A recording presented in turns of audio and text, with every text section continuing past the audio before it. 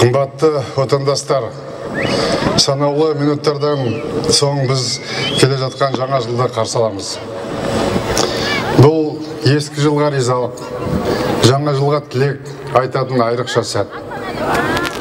Өтіп бара жатқан жыл бірлік пен берекенің, тұрақтылық пен татулықтың жылы болды. Басты бағдарымыз Қазақстан 2050 стратегиясының алғашқы жылын табысты бастады. Бұл біздің баршаны біріктіретін, ұлысты ұйыстыратын асқақ аңсарымыз. Біз тәуелсіздігіміздің тұғырлы, мемлекетіміздің ғұмырлы болуын қалаймыз. Сол үшін алда келе жатқан жылдан үлкен үміт, жоралы жақсылық күтеміз.